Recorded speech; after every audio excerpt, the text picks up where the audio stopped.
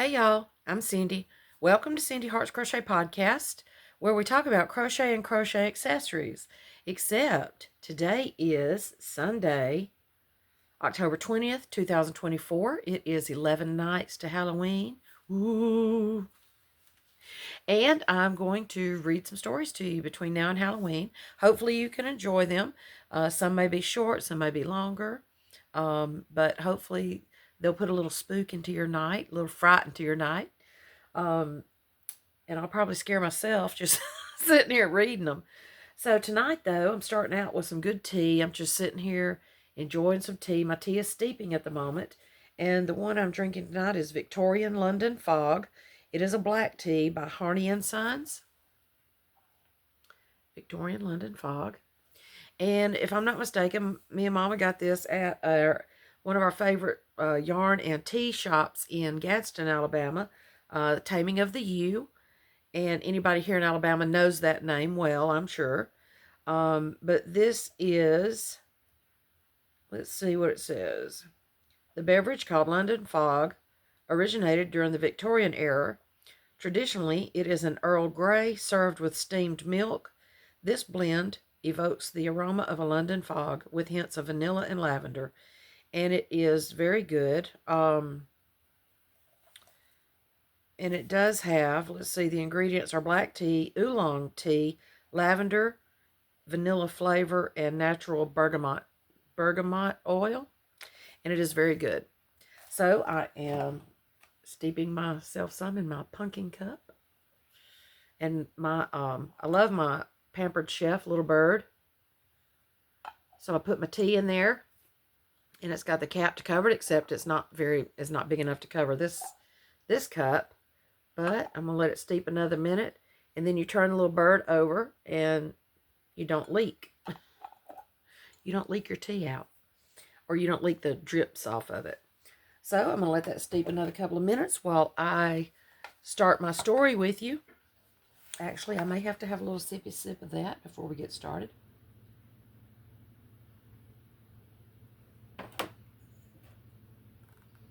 Oh, it smells so good. You smell? Smell good? Smell-o-vision.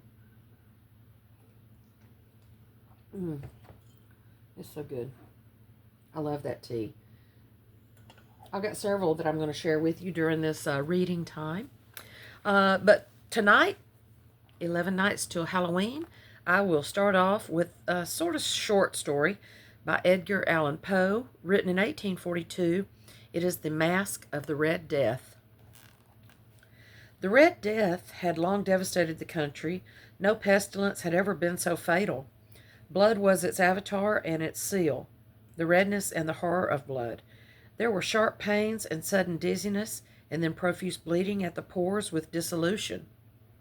The scarlet stains upon the body, and especially upon the face of the victim, were the pest ban which shut him out from the aid and from the sympathy of his fellow men.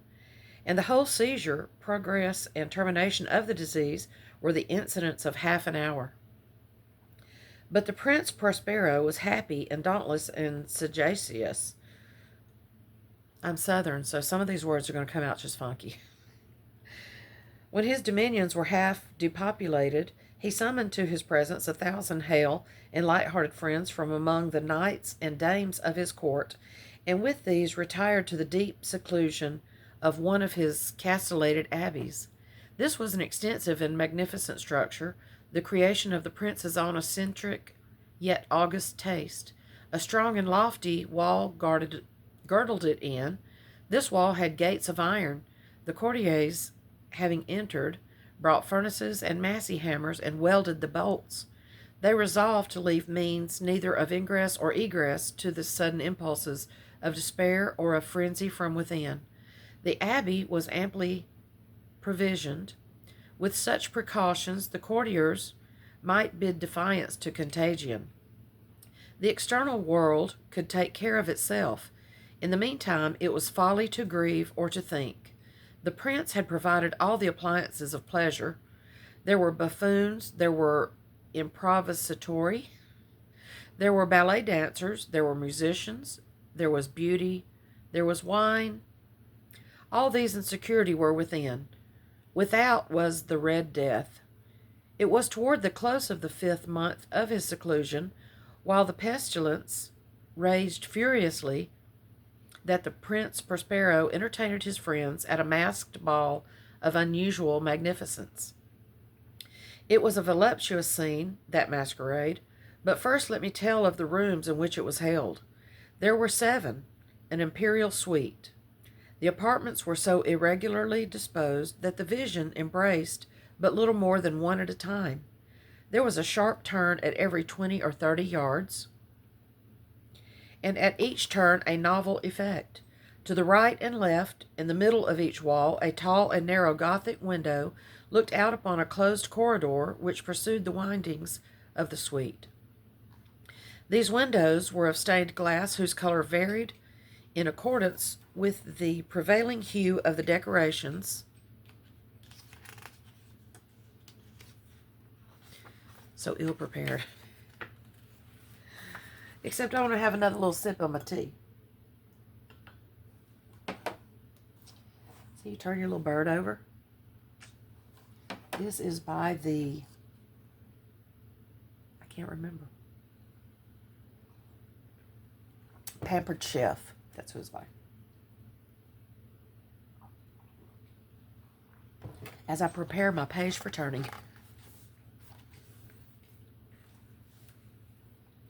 These windows were of stained glass whose color varied in accordance with the prevailing hue of the decorations of the chamber into which it opened.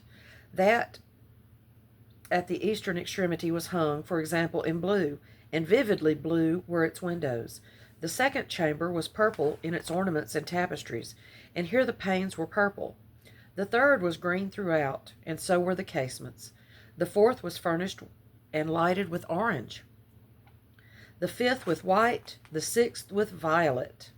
The 7th apartment was closely shrouded in black velvet tapestries that hung all over the ceiling and down the walls, falling in heavy folds upon a carpet of the same material and hue. But in this chamber only the color of the windows failed to correspond with the decorations. The panes here were scarlet, a deep blood color. Now in no one of the 7 apartments was there any lamp or candelabra. Amid the profusion of golden ornaments that lay scattered to and fro or depended from the roof, there was no light of any kind emanating from lamp or candle within the suite of chambers. But in the corridors that followed the suite there stood, opposite to each window, a heavy tripod, bearing a brazier of fire that protected its rays through the tinted glass, and so glaringly illumined the room. And thus were produced a multitude of gaudy and fantastic appearances. But in that western or black chamber, the effect of the firelight that streamed upon the dark hangings through the blood-tinted panes was ghastly in the extreme, and produced so wild a look upon the countenances of those who entered, that there were few of a company bold enough to set foot within its precincts at all. Oh, excuse me. It was in this apartment also that there stood against the western wall a gigantic clock of ebony. Its pendulum swung to and fro with a dull, heavy, monotonous clang, and when the minute hand made the circuit of the face, and the hour was to be stricken, there came from the brazen lungs of the clock a sound which was clear and loud, and deep and exceedingly musical, but of so peculiar a note and emphasis that, at each lapse of the hour, the musicians of the orchestra were constrained to pause momentarily in their performance to hearken to the sound, and thus the waltzers perforce ceased their evolutions. And there was a brief disconcert of the whole merry company, and while the chimes of the clock yet rang, it was observed that the giddiest grew pale, and the more aged and sedate passed their hands over their brows as if in confused reverie or meditation. But when the echoes had fully ceased, a light laughter at once pervaded the assembly. The musicians looked at each other and smiled as if their own nervousness and folly, and made whispering vows, each to the other, that the next chiming of the clock should produce in them no similar emotion. And then, after the lapse of 60 minutes, which embraced 3,600 seconds of the time that flies, there came yet another chiming of the clock. And then there were were the same disconcert and tremulousness and meditation as before.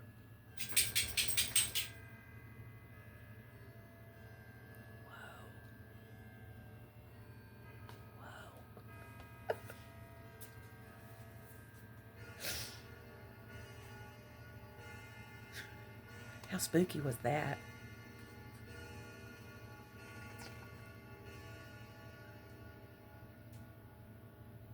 Right when I was talking about it in the story. Oh my goodness. But in spite of these things, it was a magnificent revel. The tastes of the Duke were peculiar. He had a fine eye for colors and effects.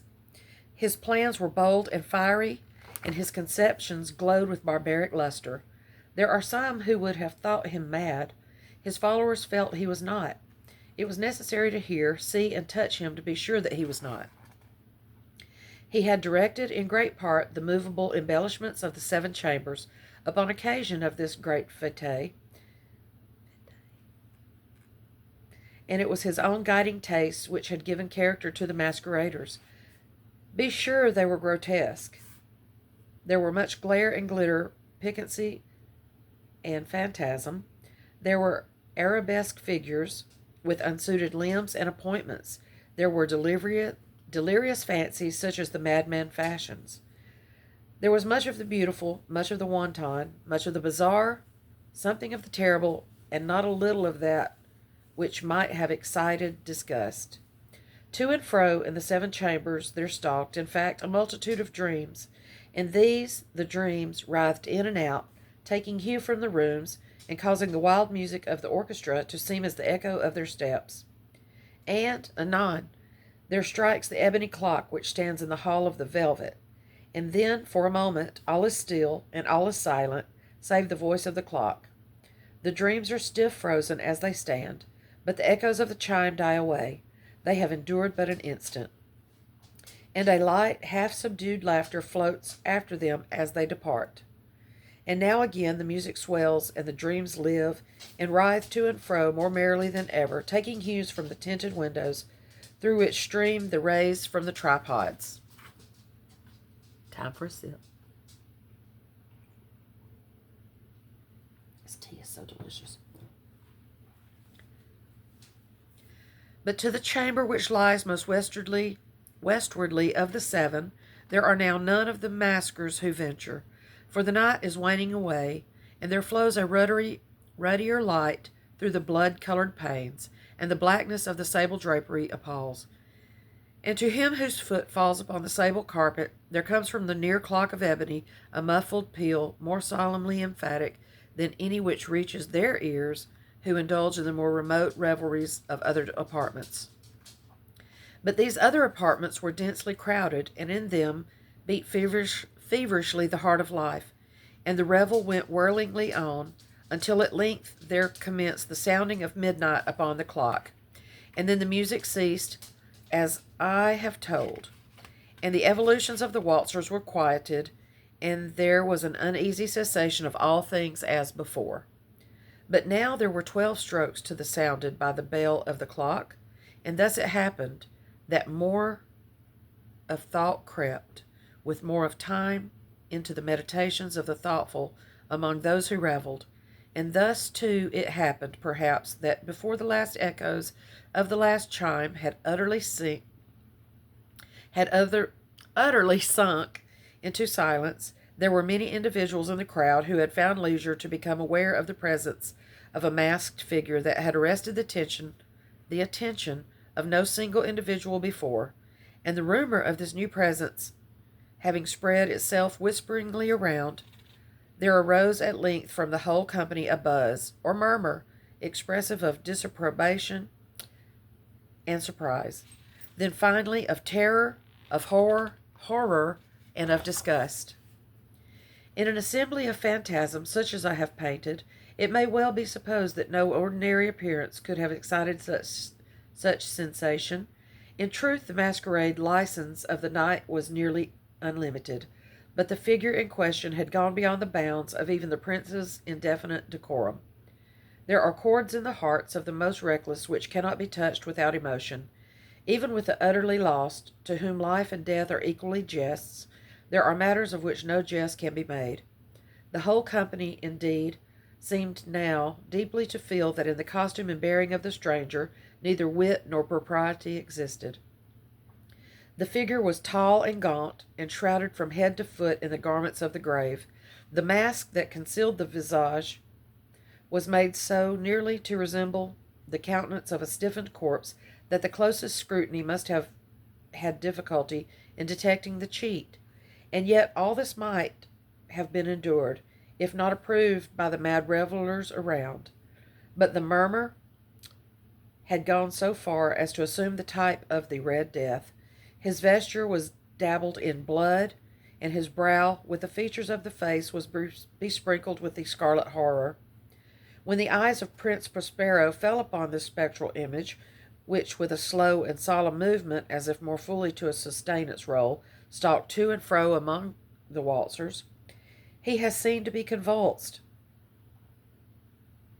in the first moment, with a strong shudder either of terror or distaste, but in the next his brow reddened with rage. "Who dares," he demanded hoarsely of the courtiers who stood near him, "who dares insult us with this blasphemous mockery? Seize him and unmask him, that we may know whom we have to hang at sunrise." It was in the eastern or blue chamber in which stood the Prince Prospero as he uttered these words. They rang throughout the 7 rooms loudly and clearly, for the prince was a bold and robust man, and the music had become hushed at the waving of his hand. At first, as he spoke, there was a slight rushing movement of the courtiers in the direction of the intruder, who at that moment was also near at hand, and now, with deliberate and stately step, made closer approach to the speaker. But from a certain nameless awe with which the mad assumptions of the mummer had inspired the whole party, there were found none who put forth hand to seize him, so that, unimpeded, he passed within a yard of the prince's person. And while the vast assembly, as if with one impulse, shrank from the centers of the room to the walls, he made his way uninterruptedly, but with the same solemn and measured step which had distinguished him from the first, through the blue chamber to the purple, through the purple to the green to the orange, through this again to the white, and even thence to the violet, ere a decided movement had been made to arrest him. It was then, however, that the Prince Prospero, maddening with rage and the shame of his own momentary cowardice, rushed hurriedly through the 6 chambers, while none followed him on account of a deadly terror that had seized upon all. He bore aloft a drawn dagger, and had approached to within 3 or 4 feet of the retreating figure, when the latter turned suddenly and confronted his pursuer. There was a sharp cry, and the dagger dropped gleaming upon the sable carpet, upon which, instantly afterwards, fell prostrate in death the Prince Prospero. Then, summoning the wild courage of despair, a throng of the revelers at once threw themselves into the black apartment, and seizing the mummer, whose tall figure stood erect and motionless within the shadow of the ebony clock, gasped in the unutterable horror at finding the burial clothes and corpse-like mask, which they handled with so violent a rudeness, untenanted by a tangible form. And now was acknowledged the presence of the Red Death. He had come like a thief in the night, and one by one dropped the revellers in the blood-bedewed halls of their revel, and died each in the despairing posture of his fall. And the life of the ebony clock went out with that of the last of the merry, and the flames of the tripods expired, and darkness and decay and the Red Death held illimitable dominion over all. That was The Masque of the Red Death by Edgar Allan Poe, written in 1842. I hope I didn't stammer too badly tonight, but I will come up with some good stories for you over the next few nights, and I hope you enjoy them. If you do, please like and subscribe. Give me a thumbs up, all the good things. Share if you like. And I will see you tomorrow. Love y'all. Bye.